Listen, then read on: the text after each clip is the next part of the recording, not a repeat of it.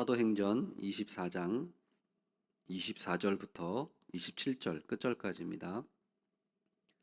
교독하시겠습니다. 수일 후에 벨릭스가 그 안에 유대 여자 드루실라와 함께 와서 바울을 불러 그리스도 예수 믿는 도를 듣거늘 의와 절제와 장차 오는 심판을 강론하니 벨릭스가 두려워하여 대답하되 지금은 가라. 내가 틈이 있으면 너를 부르리라. 동시에 또 바울에게서 돈을 받을까 바라는 고로 더 자주 불러 같이 이야기하더라. 이태가 지난 후 보르기오 베스도가 벨릭스의 소임을 이어받으니 벨릭스가 유대인의 마음을 얻고자 하여 바울을 구류하여 두니라. 아멘. 박열이라고 하는 그 독립운동가 의사가 있습니다. 일본에서 그 천황에게 폭탄을 던져서 암살하려고 했던 그 폭탄 의거 사건으로 혐의를 받아서, 던지진 않았고요, 혐의를 받아서 이제 재판을 받고 결국에는 이제 무기징역을 선고받았던 분입니다. 근데 특이하게도 이분과 관련돼서 두 분이 우리나라 그 독립운동 건국 훈장을 받으신 분입니다. 이분도 받았고요. 바로 이분의 아내 되신 일본 사람인데요. 그 가네코 후미코라고 하는 여자 아내인데요. 이분도 그 건국 훈장을 받았습니다. 남편 되는 그 박열 의사와 함께 독립운동을 했거든요. 일본인임에도 불구하고 독립운동을 했습니다. 그리고 후세 다츠지라고 하는 그 박열을 변호했던 일본인인데요. 이분도 건국 훈장을 받았습니다. 그래서 일본 사람으로 딱 2명만이 건국 훈장을 받았는데 한 사람은 박열을 변호했던 분이고 한 분은 박열의 아내인 거죠. 영화로도 만들어져서 그것을 제가 본 적이 있습니다만은 이 박열과 그 가네코 후미코가 재판을 받을 때 아주 특이했습니다. 뭐가 특이했냐면은 4가지를 요구했어요. 박열이. 첫 번째로는 조선 예복을 입고 하겠다. 자기는 조선인이기 때문에, 조선인의 대표로 서는 것이기 때문에 한복을 입고 해서, 그래서 실제로 그 관복을 입고 재판장에 들어옵니다. 그리고 그 아내 되는 가네코 후미코 여사도 우리나라 저고리를 입고서 재판을 받습니다. 그다음 두 번째 요구가 조선 민족을 대표하여 일본이 조선을 침탈했다고 하는 것을 규탄하는 의미로 내가 재판을 받는 것이니 그것을 선언하게 해달라. 그래서 그것도 요구가 들어집니다. 그 다음 세 번째로 조선말로 할 것이니 통역관을 세워달라. 박열이 일본어를 잘했지만은 자신은 조선 민족을 대표하는 자로 서기 때문에 일본어로 하지 않고 조선말로 하겠다. 그러니까 통역관을 세워달라. 이 요구를 해서 받아들여졌고요. 그 다음 네 번째 마지막으로 자기는 조선의 대표로 선 것이기 때문에, 또 재판장은 일본 사람의 대표니까 서로 동등한 입장에 있다. 그러니까 재판장과 동등한 위치의 자리를 마련해 달라. 이렇게 요구했는데 이것은 들어주지 않았습니다. 그래서 이 박열이 재판을 이제 무기징역 받고 그 안에 또 무기징역을 받습니다.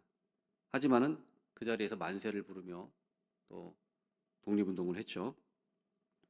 그런데 특이한 것은 이분이 재판을 받는 사람의 입장에 있었지만 오히려 그 재판 자리를 이용해서 천황과 그 제국주의자들을 심판하는, 오히려 거꾸로 자기가 재판을 받는 것이 아니라 그들을 심판하는 그런 역할을 오히려 했다는 것이죠. 그를 이용했다는 것입니다. 일본은 사실은 그 당시에 관동 대지진으로 인해서 그 조선인들을 엄청나게 살해했지 않습니까? 그래서 그 관동 대지진의 그 원인을 조선인들한테 쏠리게 하려고 이 박열을 이제 굉장히 이슈화해서 막 뉴스에도 대대적으로 나오고 했지만은, 그렇게 일본은 박열을 이용하려고 했지만 박열은 거꾸로 그 재판을 이용해서 천황을 규탄하는 그런 자리로 마련했다는 것이죠. 이와 유사하게도 오늘 그 본문이 바울이 벨릭스 총독이라고 하는 사람으로부터 재판을 받는 것인데, 반대로 거꾸로 바울이 벨릭스 총독과 유대인들을 신문하는 오히려 그런 자리가 됐다는 것이죠. 그래서 바울이 오늘 말씀에도 보면은 25절에 의와 절제와 장차 오는 심판을 강론했다. 오히려 벨릭스 총독과 예수 믿지 않는 유대인들, 배척하는 유대인들을 오히려 신문한 참 그런 역전의 자리가 되었다는 것입니다. 그래서 어떻게 그러면은 그렇게 하게 됐느냐? 바로 24절 마지막에도 보았지만은 그리스도 예수 믿는 도를 전했다는 것입니다. 바울이 어떻게 신문했느냐? 그리스도 예수 믿는 도를 전했어요. 복음을 전한 겁니다. 복음이 예수 믿는 자들에게는 복음이지만 예수 믿지 않는 자들에게는 배드 뉴스죠. 심판의 말입니다. 이 복음을 전했는데, 예수 믿는 도를 전했는데 세 가지로 그것을 구체적으로 설명한 것입니다. 의, 절제, 심판. 이 세 가지를 얘기한 거예요. 간단하게 하나씩 말씀을 드리면은 의를 전했습니다. 의라고 하는 것은 사람의 의가 있고 하나님의 의가 있는데, 물론 사람도 어느 정도 의롭게 살 수 있습니다. 예수 믿지 않아도 의로운 사람들이 있지 않습니까? 도덕적으로 좀 고양돼 있는 분들, 정직하게 사는 분들 또 있습니다만은, 아무리 우리가 사람의 의가 정직하고 뭐 그렇다 할지라도 하나님이 보시기에는 안 되는 거죠. 하나님 보시기에는 더럽고 그건 뭐 먼지에 불과한, 하나님 앞에 내세울 수 없는 그런 의인 거죠. 인간이 보기에는 참 대단하게 보일 수도 있고 하지만은 하나님의 기준으로 봤을 때는 전혀 구원할 수 있는 의가 되지 않습니다. 그렇기 때문에 우리가 구원받는 것은 인간의 의나 사람의 의가 절대 아닙니다. 그것은 100분의 1도 미치지 못합니다. 우리가 구원받는다는 것은 오직 하나님의 의를 우리가 덧입어야만 우리가 구원받을 수 있는 것입니다. 그래서 하나님의 의를 어떻게 우리가 덧입을 수 있느냐? 오직 믿음으로 덧입을 수 있다는 것입니다. 로마서 10장 4절에 이렇게 말씀하고 있습니다. 그리스도는 모든 믿는 자에게 의를 이루기 위하여 율법의 마침이 되시니라. 아멘. 의를 이루기 위해서 모든 사람, 예수님을 믿는 자들에게 의를 이루기 위해서 예수님이 십자가에 돌아가셨다, 이 말입니다. 의를 주시는 분은 예수님입니다. 로마서 10장 9절에서 10절, 네가 만일 내 입으로 예수를 주로 시인하며 또 하나님께서 그를 죽은 자 가운데서 살리신 것을 내 마음에 믿으면 구원을 받으리라. 믿으면, 마음으로 믿고 입으로 시인하면 구원을 받으리라고 말씀하고 있습니다. 사람이 마음으로 믿어 의에 이르고 입으로 시인하여 구원에 이르느니라. 우리가 예수 그리스도를 마음으로 믿을 때 의에 이른다는 것입니다. 의를 얻는다는 것입니다. 로마서 1장 17절에 이렇게 말씀합니다. 복음에는 하나님의 의가 나타나서 믿음으로 믿음에 이르게 하나니 기록된 바 오직 의인은 믿음으로 말미암아 살리라 함과 같으니라. 하나님의 의는 어디에 있는가? 복음에 나타나는 것입니다. 우리가 복음을 듣고 우리가 마음에 받아들일 때 그 순간 하나님의 의가 우리에게 임하는 것입니다. 그 하나님의 의는 우리에게 임해서 떠나지 않습니다. 결코 떠나지 않습니다. 하나님의 의가 우리 마음 가운데 자리 잡는 것이죠. 로마서 3장 21절 이렇게 얘기합니다.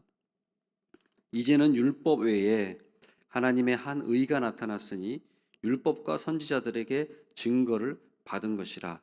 곧 예수 그리스도를 믿음으로 말미암아 모든 믿는 자에게 미치는 하나님의 의니 차별이 없느니라. 율법 외에 하나님의 한 의가 나타났습니다.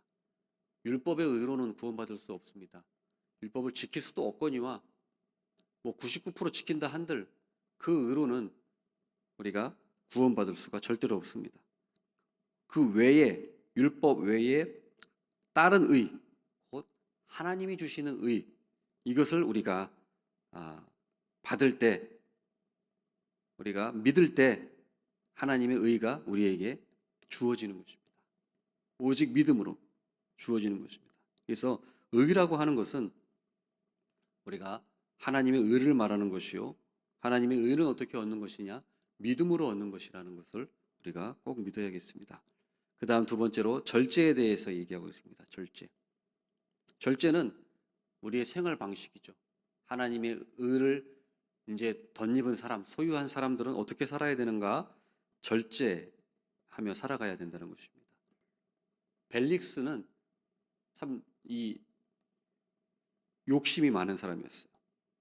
첫째로 돈 욕심이 많았습니다. 그래서 바울을 불러서 설교를 들었는데 그 목적도 하나님의 말씀을 사모해서 그런 것이 아니라 뇌물을 받을까 함이라 이렇게 얘기하고 있습니다.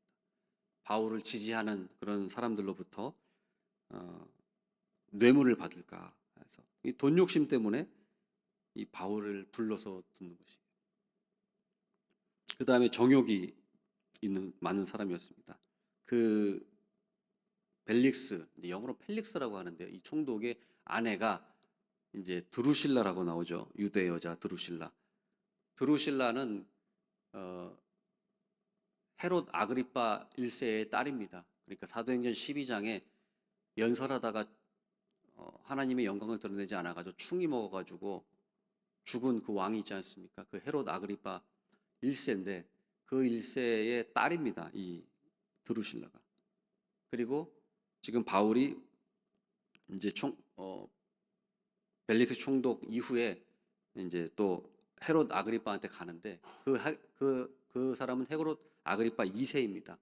헤롯 아그리파 1세의 아들이죠. 그 헤롯 아그리파 2세의 누이죠. 누이. 그러니까 아주 권력이 있는 그런 여자인 거죠. 그런데 이제 그 벨리스 총독이 이 여자를 세 번째 아내로 맞아들입니다. 그것도 뭐 정식으로 한 것도 아니고 계략을 써가지고 이 여자를 이제 계략을 써가지고 유혹을 해가지고 자기의 세 번째 아내로 맞아들이는 그런 걸 합니다. 그래서 이 벨릭스는 돈 욕심도 많고 정욕도 많은 그런 사람이었어요. 근데 바울은 이제 절제를 얘기하는 거예요. 절제. 우리가 절제는 참 좋은 것입니다. 우리가 성령의 그 9가지 열매 중에서도 절제는 맨 마지막에 있죠. 사랑과 희락과 화평과 오래 참음 자비 양성 충성 온유 절제. 그래서 이 절제 성령의 열매예요. 그리고 절제는 그 신성한 성품 베드로후서에 나오는 믿음의 덕의 지식의 절제를 하면서 이 절제가 하나님의 성품임을 가르쳐주고 있습니다.